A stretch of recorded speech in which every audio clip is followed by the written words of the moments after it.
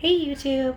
Alright, so I had him out and about, and all of my neighbors and everybody around here had no idea what this was or knew really anything about them. So I ended up talking to a bunch of people that thought they were really cool, and people kept asking me if it's a bearded dragon. Like, they know nothing about lizards, and that's fine because that's not everybody's normal.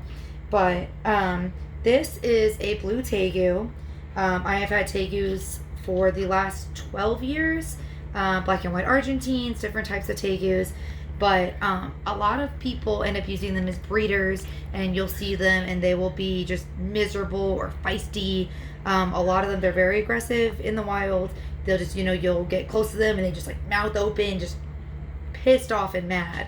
But if you get them as a baby and you handle them every day and you talk to them and you have them out and about with your family, they can actually be really, really sweet and loving.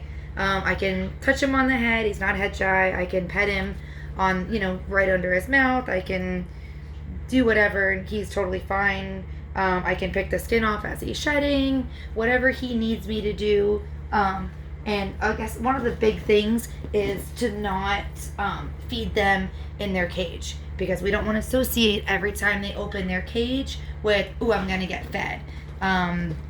He is not a biter. He is not shy. He's very snuggly, very friendly. He is 2 years old, and he is about 3 feet long. And he is a blue tegu. So where black and white Argentine tegus have a white nose, he's got a black nose and a much lighter body. He's dark now because he's going to be shedding, same as snakes do. They shed their skin as they grow. He was eating crickets and mealworms and then superworms for a little bit, and then he started eating frozen pinkies. I've got a video that just recently started going viral. It blew up like crazy. So we wanted to kind of do an update on this. Is the same guy. He's just gotten much bigger now. He loves to take a bath and to go for walks and to be outside or basking in the sun. But they can be very, very sweet as long as they get a lot of attention. They do get big. He will get probably 5 or 6 feet. My black and white Argentine got about 7.5, and he used to just walk over and sleep on my son's back. Like if my son was sitting on the floor playing toys, he'd just go up and lay on him. So they do get big. They can be friendly. Yes, they are a lot of work, but they are definitely growing and enjoying being, some attention. They do use UV light. They do use a calcium dust on their food. They do like fruits and veggies, salads, all that kind of stuff as well. But they're definitely going to be your meat eaters too. So we definitely throw them a good variety of diet. So just wanted to give you guys a little update because people ask me the same questions all the time. So I wanted to cover some of the basics. And if you're thinking about getting a tegu or any sort of a pet, just make sure that they have the space to grow. It's supposed to be a good amount bigger than they are, so they have room to kind of grow into it. But with him, we want to make sure, like, he's just about to outgrow the enclosure that he has now, but he really doesn't use it. They've always been kind of, free roaming now that he's big enough, but he definitely does need a larger tank. We do have a like 5-foot one that he's going to get into, but they definitely can be cool. He can go on a harness and go for walks at the park and everything as well. It's good for them to have some natural UV rays. You can pet him, as well as just the bulbs and stuff. So you are holding it, baby. Yeah. So it's nice that he's able to be around the kids and stuff, and he does have a very healthy diet. He gets fresh food and water every day. But yeah, he's just really cool. And instead of just sitting at home watching football and having a dog, we have pigs and birds and lizards. But he'll just sit on the back of the couch and veg out and lay out and kind of bury himself. But definitely, if you do want to get them tame, people ask me all the time how to tame them anytime they see me with them. So I kind of wanted to cover it a little bit. So it is a constant steady process. I had a friend watch him for a little bit when we needed, and they gave him plenty of love and attention and definitely kept it where he was handleable. So I'll always be grateful to them for that. But it's just breeders a lot of the times just feed them, but they don't hold them and handle them. So just be careful if you're going to get one as a pet, that you either get it as a baby or as an adult that was a pet first. Yeah, and his nails are a little sharp. They definitely need to be cut. But they definitely could be a cool animal and a cool pet. So that's just a little bit about them.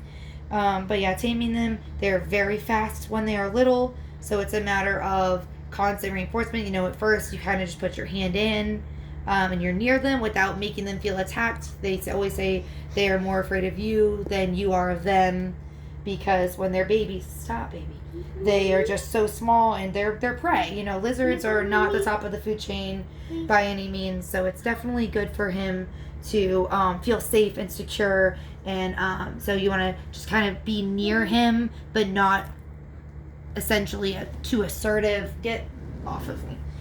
And then we started doing the bath trick. Works too. When they're first introduced to water, they don't love water and they're kind of frantic. And so it's good for them to know that if you just have your hand on the bottom of the tub, kind of as like a safety net, that they can come up and realize that you're saving them, that they're not drowning, that you are not hurting them, that you're not attacking them. You just want to be, when they're in a stressful situation, you kind of want to be that comfort that they can learn to trust. And after a while, they just get used to you. They're not nearly as smart as my pigs are. I don't know that he knows who I am, except that he knows that he is not in danger when he's around me. But I don't know that he looks at me like his mother. I don't know how they think. I've never really researched it. All I know is how to care for him, but not necessarily the in-depth knowledge that I have of the pigs. So that is something I'm going to actually start digging into a little bit more.